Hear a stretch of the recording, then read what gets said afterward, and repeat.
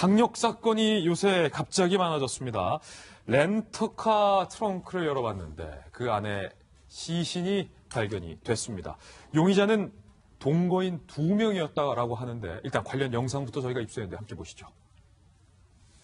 네, 지금 보시는 것처럼 세 사람이 뭔가 웃으면서 서로 장난을 치면서 식당에 들어오더니 한 여성과 함께 식사를 하면서 이야기를 나누고 식사를 마치고 나갔는데요. 순찰차 한 대가 이들이 타고 온 차량으로 접근하는 모습 볼 수 있습니다. 경찰은 바로 저 차량 안에서 20살 남성 A씨가 숨져 있는 것을 발견을 했습니다. 현장에서 한 명은 체포했지만 나머지 2명은 도주한 상태입니다. 지금 보시는 것처럼 서로 장난을 치면서 막 웃으면서 이야기를 하고 한 여성과 앉아서 식사까지 하는 모습이 CCTV에 포착이 됐는데 이 중 2명이 현재 도주하고 있는 상황인 겁니다. 이 트렁크 안에서 20대 시신이 발견된 겁니다.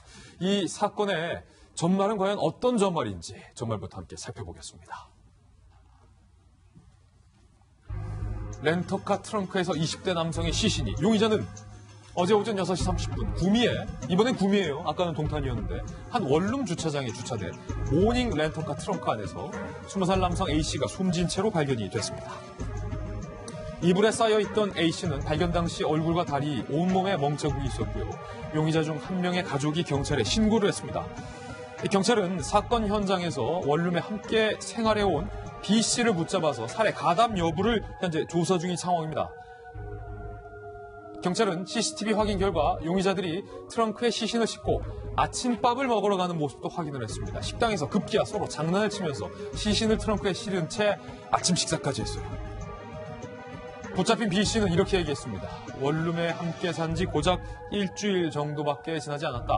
범행에 가담하지 않아서 난 달아나지 않았다라고 얘기를 했습니다. 범행을 부인했어요. 경찰은 A씨가 월세 내는 원룸에 2개월여 동안 함께 살다가 사건 직후에 달아난 A씨 선배 2명을 용의자로 보고 현재 추적 중인 상황인데요. 백준 팀장님. 네. 트렁크에 시신을 싣고 태연하게 서로 장난을 치면서 식사하는 모습에서 모든 기자들이 아연실색. 네. 2명은 급기야 도망갔어요. 네. 경악할 노릇입니다. 사실 작년에 7월 29일 날 사건이 발생했었던 적도 있었죠. 예. 그러니까 원룸에 사는 여성 4명이 같이 동거하는 이 여성 1명을 집단으로 주기적으로 폭행을 해서 사망해가지고 결국 유기 하는 형태에 벌어져가지고 전부 전원 구속이 됐었는데 지금 구미 같은 경우에는 좀 특정 지역입니다. 뭐 공단이라든가 이런 부분이 있는데 원룸이 되게 많은 그런 곳이기 때문에 약간의 치안 사각지대일 가능성이 높다고 보거든요. 이번 같은 경우도 지금 언론에 보도는 안 됐습니다만 이 사람들이 소년원에서 만난 그 소년 동기들입니다. 백신장님이 직접 취재본 결과. 네네네. 예. 그렇기 때문에 이제 밖에서 가출해가지고 집에 원룸에서 함께 살면서 어떤 연유로 이런 어떤 집단 폭행을 했는지 왜 그랬냐면 경찰이 확인해 본 바 최초 검시를 하거든요. 예.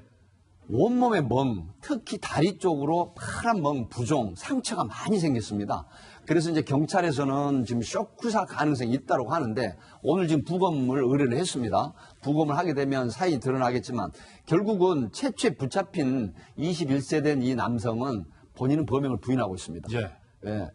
사실 선배가 오라 그래서 일주일 전에 동거를 했지만 때린 건 목격을 했다. 하지만 나는 때리지도 않았고 죽은 사실을 나는 가담하지 않았다 이러는데 정작 주범으로 분류되는 두 사람이 현재 도주 중이기 때문에 예. 이 경찰이 최대한 쫓고 있는 그런 사안입니다. 그 렌터카는 과연 어떤 차냐? 경찰 관계자의 이야기 직접 들어보시죠.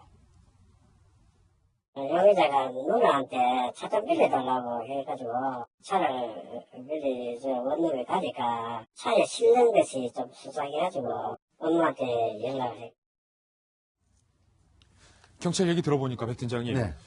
차를 빌려달라고 누나에게 얘기했던 시점부터가 뭔가 좀 수상해요. 네, 그렇습니다. 지금 도주한 소위 말하면 그 같은 공범 중에 2명이 23살 가장 나이가 많은 선배입니다. 이 선배가 누나한테 밤에 갑자기 전화를 해가지고 뭐 차 좀 한 대 빌려달라고 하니까 누나는 처음엔 별로 개의치 않다가 근데 이제 동생이 자주 그 말썽을 부리는 형태를 좀 의심쩍게 생각을 했던가 봐요. 예. 그래서 차를 빌려주고 함께 만났는데 아까 우리 김진앵 그가 말씀하신 그 모니터상에 보이는 그 여성입니다. 거기서 같이 그 당시에 트렁크 차를 인계했는데 트렁크에 시신을 이불에 싸서 옮겨 놓은 뒤인데 그걸 누나가 목격을 합니다. 예. 그래서 직접 신고를 안 하고 엄마에게 야, 아무래도 동생이 이상해. 엄마 다른 사람들하고 있는데 무슨 문제가 있는 것 같으니까 경찰에 신고해줘라고 했던 거예요. 예. 그래서 이제 어머니가 23세 된 도주한 그 아이의 사람의 어머니가 신고를 한 건데 그렇군요. 결국 경찰이 확인해 보니까 시신이 있었는데 트렁크에 시신을 싣고 태연하게 웃으면서 식사를 하고 하는 이런 부분들이 정말 인명경시 풍조가 그게 다른 게 아닌가 싶은 정말 경악을 할 노릇입니다. 2명 빨리 잡아야 되는데 그렇습니다. 김광사 변호사님 여기서 중요한 단서가 나오는데 어떠세요, 변호사님 보시기에?